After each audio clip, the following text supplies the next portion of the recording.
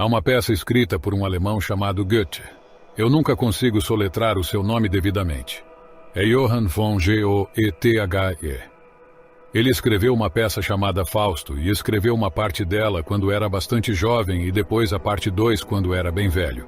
E nela há um personagem chamado Mefistófeles. E Mefistófeles é o diabo. Essencialmente, o Mefistófeles de Goethe é o adversário da palavra. É uma boa forma de dizer, porque é assim que funciona mitologicamente. Ele é a figura por trás da serpente no Jardim do Éden. E ele possui uma filosofia sofisticada. Ele não é só uma figura perturbadora aleatória. Sua filosofia é profunda. E é bastante direta, atraente. E as pessoas são capturadas por ela frequentemente, muito mais frequentemente do que imaginam. A filosofia de Mefistófeles é: olhe à sua volta, olhe para o mundo. Quer dizer, você observa o mundo inteiro e não há nada exceto um banho de sangue. Há sofrimento em toda parte, tudo destrói tudo. Pessoas morrem terrivelmente e elas são cruéis umas com as outras. E toda essa bagunça é uma viagem constante de carnificina terrível e ruína e destruição. Ele diz: seria melhor se nada tivesse existido. E essa é uma ideia muito interessante. Eu já vi isso nas pessoas muitas vezes. Nas profundezas do desespero, especialmente quando você é traído, por exemplo, e está perambulando pela subdivisão errada do submundo, essa ideia vem à cabeça. Se o seu filho estiver muito doente, por exemplo, ou talvez toda a sua família esteja sofrendo, como acontece com famílias inteiras, às vezes, ideias assim virão à sua mente. É como se, meu Deus, quem colocou essa bagunça aqui? Realmente vale a pena? Realmente vale o sofrimento? Pessoas suicidas dizem não, chega disso. E você tem que passar por um longo caminho antes que você efetivamente cometa o ato.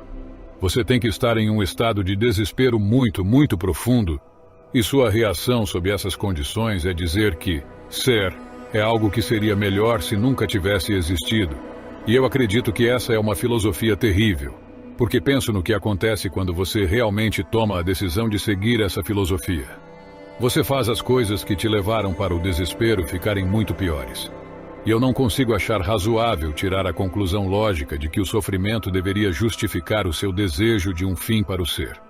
O efeito dessa mentalidade é produzir mais sofrimento. Não faz sentido. E minha observação das pessoas que adotaram a filosofia de Mefistófeles inevitavelmente fazem o sofrimento ficar muito pior. E então isso traz uma pergunta. Bem, eles querem que o ser apenas pare de existir? Ou eles só adotam essa filosofia porque querem uma vingança sangrenta a qualquer custo?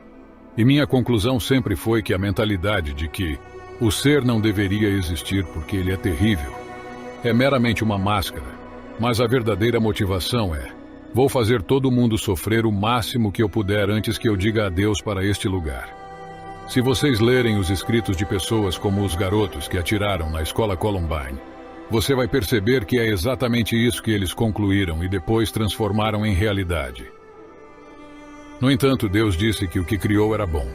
Eu pensei nisso muito. A pergunta é: alguma coisa é melhor do que nada? Essa é uma excelente pergunta. E pensei sobre duas coisas em relação a isso. E uma é que talvez dependa de como você está existindo. Pode ser que há maneiras de estar no mundo que justificam estar no mundo.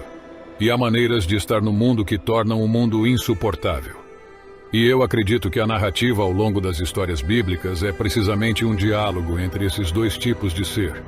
E a parte otimista da história é que o ser requer limitações e sofrimento, e não há como escapar disso. Mas há maneiras de viver e ser que permitem que tudo isso seja tolerável. Talvez até mais do que tolerável. Talvez há maneiras de ser que permitam que isso seja bom. É uma estrada reta e estreita. É uma estrada muito difícil de trilhar, mas acredito que seja possível.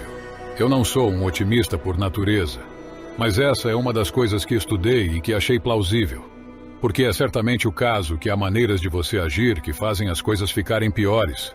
Todo mundo sabe disso. E então, se esse for o caso, deve existir o oposto, certo?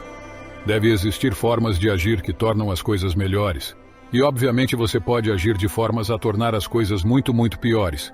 E então, a questão é: há maneiras que você pode agir de modo a tornar as coisas realmente muito melhores? E eu penso que essa é a questão. Podemos ter o nosso bolo e comer ele também? Podemos ter o ser que tem limitações e sofrimento e simultaneamente transcender isso com o nosso modo de ser?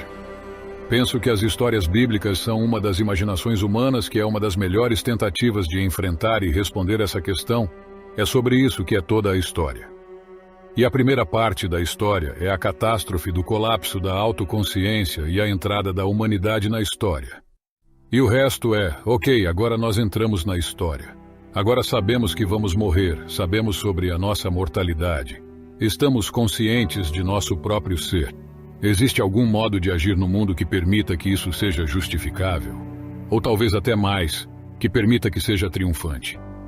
E eu gostaria também de dizer que talvez valha a pena descobrir, porque você tem um pequeno tempo na Terra, e há muitas coisas que são muito difíceis de lidar. E você tem o problema de tolerar a si mesmo em toda a sua insuficiência. Uma das coisas que para mim parece ser verdade é que se você adota um motivo suficientemente profundo para viver, então o mero ato de levantar-se em uma determinada direção é o suficiente para justificar o fato de que você é insuficiente e mortal e limitado pela tragédia. Acredito nisso e penso que as pessoas acreditam nisso. Porque se você observar como as pessoas agem, elas procuram pessoas que elas admiram. É um fenômeno natural.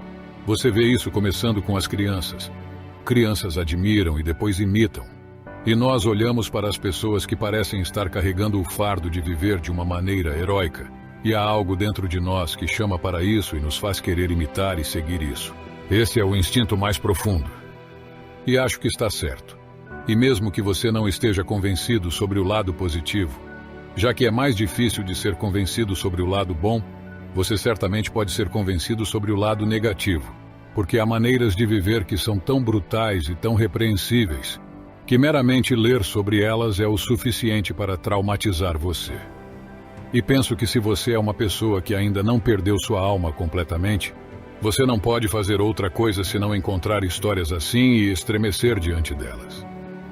Alexander Solzhenitsyn foi a pessoa que mais se esforçou para desmascarar os horrores do totalitarismo comunista. Ele disse que os julgamentos de Nuremberg foram o evento mais importante do século XX, que foi o julgamento no fim da Segunda Guerra Mundial que determinou certas ações que ninguém poderia intentar independente de sua cultura, porque elas foram consideradas crime contra a humanidade. Nessa interpretação, havia algo como um mal universal. E você pode debater isso, como as pessoas têm feito.